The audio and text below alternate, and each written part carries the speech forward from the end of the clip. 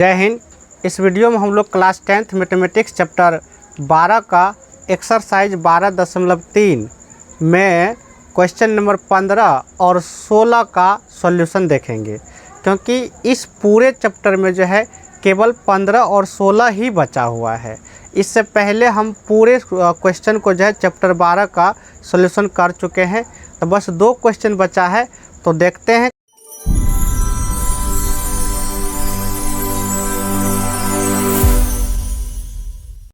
Question number 15 में ये कहा गया है, यानी फिगर दिया हुआ आपको, तो कह रहे हैं कि ये जो ए बी सी जो है ये आपका एक चतुर्थांश है।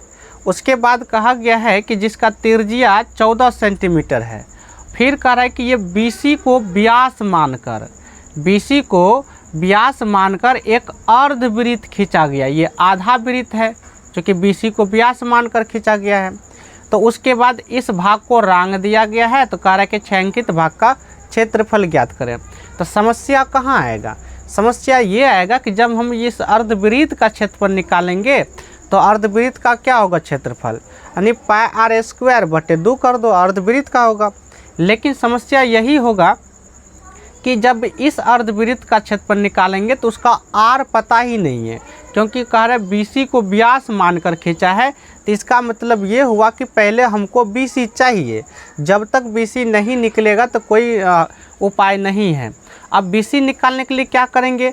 तो सोचो, जब चतुर्थांश है तो हमको पता है यहाँ 90 डिग्री बनेगा, और चतुर्थांश है 90 डिग्री बन रहा है, तो इसका मतलब ये जो ABC जो देख रहे हैं कि ये BAC, ये आपका बन गया समकोण त्रिभुज। और जब समकोण त्रिभुज बन गया तो ये कर्ण हो गया। तो कर्ण तो आसानी से निकाल सकते हैं, और जैसे ही कर्ण निकालेंगे ये बड़ा वाला अर्धवृत्त के लिए जो ये बन जाएगा व्यास, और व्यास का आधा कर देंगे तो बन जाएगा त्रिज्या। तो सबसे पहले हमको यही निकालना पड़ेगा, उसके बाद देखेंगे कैसे होगा। तो देखिए, तो हम पहले ये BC निकालेंगे। तो चलते हैं समकोण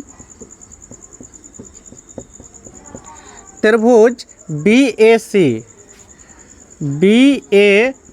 में चलते हैं। इसमें चलेंगे तो ये आपका कर्ण हुआ, और कर्ण का क्या होता है? कर्ण बराबर होता है लंब स्क्वायर, मतलब AB का स्क्वायर प्लस में AC का स्क्वायर, और इसका हो जाएगा रूट। तो आगे करें तो AB आपका 14 है, तो 14 का स्क्वायर प्लस में ये भी 14 है, चूँकि चतुर्थांश है और उसका त्रिज्या है, तो हो जाएगा 196 प्लस में 196। ऐसा करते इसको जो है हम 2 गुना 196 लिख देते हैं। ऐसा करने से फ़ायदा ये होगा कि 2 गुना ये 196 को हम 14 गुना 14 कर देंगे, तो यहाँ से ये 14 बाहर निकल जाएगा, तो फाइनल निकलेगा 14√2। अब सेंटीमीटर है तो सेंटीमीटर। ये जो निकला ये बड़ा अर्धवृत्त का व्यास निकला, चूँकि ये बड़ा छोटा त्रिज्या खंड ये हो गया, तो इसको हम छोटी r मान लिए। तो बड़ा अर्धवृत्त के लिए ये व्यास निकला, तो इसका आधा कर देंगे, त्रिज्या निकलेगा। तो इसलिए हम कहेंगे, क्या कहेंगे? तो बड़ा अर्धवृत्त का व्यास, तो बड़ा अर्धवृत्त का व्यास निकल गया आपका 14√2। चूँकि ये चतुर्थांश जो दिया है इसके तुलना में ये बड़ा है, तो इसलिए हम बड़ा लिख दिए। और बड़ा जब है तो इसका त्रिज्या भी हम बड़ी मान लेते हैं, तो बड़ी r हो जाएगा 14√2 बटे में हो जाएगा 2। यहाँ से देखें तो ये कट जाएगा 7 बार में, तो फाइनल मेरा बड़ी r निकल गया 7√2 सेंटीमीटर। तो अभी तक हम क्या किए कि जो हमको ज़रूरत था वो हम निकालें। अब इसके बाद जो है इस छायांकित भाग का क्षेत्रफल निकालना है। तो कैसे निकलेगा छायांकित भाग का क्षेत्रफल? तो सोचो, तो हम क्या करेंगे, त्रिभुज BAC का क्षेत्रफल, तो यहाँ तक हो जाएगा। उसके बाद इसमें जोड़ देंगे ये जो अर्धवृत्त खींचा गया इसका क्षेत्रफल। तो जब इसका क्षेत्रफल जोड़ेंगे तो यहाँ तक और ये पूरा, मतलब पूरे का क्षेत्रफल हो जाएगा। लेकिन पूरे का हमको नहीं चाहिए, तो हम क्या करेंगे, ये जो चतुर्थांश देख रहा है ये वाला हिस्सा, इसको हम क्या करेंगे, पूरे में घटा देंगे, तो ये वाला हिस्सा निकल जाएगा। तो सिंपल क्या समझे, त्रिभुज का क्षेत्रफल और ये 12 अर्धवृत्त का क्षेत्रफल में जोड़ के घटा देंगे ये वाला चतुर्थांश का क्षेत्रफल, तो ये छायांकित भाग का क्षेत्रफल निकल जाएगा। तो देखते हैं छायांकित भाग का क्षेत्रफल। यहाँ से हम जो है बड़ी आर निकाल लिए, बड़ी आर के हैं या फिर मान लो ये अर्धवृत्त कह सकते हैं, कुछ चेंज करके मानना है, चाहे तो आप यहाँ R1 R2 भी मान सकते, कोई दिक्कत नहीं है, बस हिसाब सही होना चाहिए। तो यहाँ से अर्धवृत्त का त्रिज्या अभी जस्ट निकाल लिए 7√2 है। अब हम क्या करेंगे, छायांकित भाग का क्षेत्रफल, तो छायांकित भाग का क्षेत्रफल क्या होगा, छायांकित भाग का क्षेत्रफल, तो सोचो इस त्रिभुज का क्षेत्रफल और इसमें जोड़ देंगे इस अर्धवृत्त का क्षेत्रफल और उसमें घटा देंगे चतुर्थांश का, तो हो जाएगा। तो समकोण त्रिभुज BAC का क्षेत्रफल और इसमें जो है जोड़ देंगे अर्धवृत्त का क्षेत्रफल और इसमें घटा देंगे चतुर्थांश का क्षेत्रफल। अब सबका फॉर्मूला लगा के हल कर देंगे। समकोण त्रिभुज का निकालेंगे तो 1/2 गुना आधार आपका ये AC हुआ और उसके बाद ऊंचाई आपका ये हो गया ये भी यानी कि AB प्लस अर्धवृत्त, तो 1/2 अर्धवृत्त का त्रिज्या हम बड़ी R माने हैं, तो इसलिए हो जाएगा पाई बड़ी R का स्क्वायर माइनस चतुर्थांश का 1/4 गुना पाई छोटी r स्क्वायर। सबको पुट कर देंगे मान और हल कर देंगे, आंसर निकल जाएगा। तो 1/2 गुने AC आपका 14 है, गुना में ये भी आपका 14 है और प्लस 1/2 पाई का मान कुछ नहीं कहा क्वेश्चन में, तो इसलिए यहाँ 22/7 लेंगे। बड़ी R माने हैं ये 7√2 निकला है, तो 7√2 गुना में 7√2 माइनस 1/2 गुना पाई का मान 22/7 हुआ और छोटी r जो है क्वेश्चन में ही दिया है चतुर्थांश का 14 है, तो ये हो गया आपका 14 गुना में 14। अब यहाँ क्या करेंगे, जो कटने वाला है काट के लिख देंगे, हो जाएगा। 2 को काटेंगे 7 14 को, तो 7 बार में हो जाएगा। यहाँ काटेंगे तो ये 11 बार में हो गया आपका, और क्या ये 7 कट गया। उसके बाद यहाँ देखें तो ये आपका 11 हो गया और यहाँ से काटेंगे तो ये 7 दूना 14 ये हो गया। कहने का अर्थ ये हुआ कि बटा अब बचा ही नहीं, अब सिंपल इसको गुना करके लिख देंगे। तो यहाँ से आपका 14 गुना 7 98 हो गया, प्लस में यहाँ देखिए 11 गुना 7 करेंगे तो 11 गुना 7 करेंगे 77 होगा। उसके बाद √2 गुना √2 करेंगे, रूट समाप्त यानी 2 होगा, तो गुना कर देंगे 7 दूना 14 7 दूना 14 15 यानी कि 154 हो जाएगा।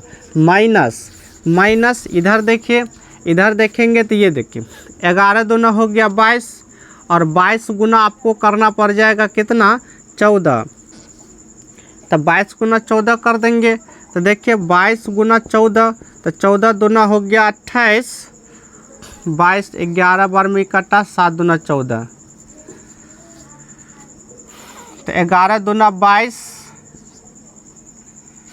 और यहाँ 1/4 है, थोड़ा सा मिस्टेक हो गया, 1/4 तो ये 4 हो जाएगा आपका, तो 4 हो जाएगा। तो यहाँ से काटने में जो है यहाँ आपका 2 बचा, तो 2 बचा, तो यहाँ से ये 2 और ये भी समाप्त हो जाएगा। तो अब सिंपली बचा 14 गुना 11, 14 गुना 11 करेंगे तो ये अभी आपका 154 होगा। तो यहाँ से देख सकते हैं प्लस 154 माइनस 154 ये दोनों जो है आपका कट जाएगा, तो बचेगा क्या, तो बच गया यही 98, तो 98 सेंटीमीटर स्क्वायर चूँकि क्षेत्रफल है। तो इस तरह से क्वेश्चन नंबर 15 कंप्लीट होता है।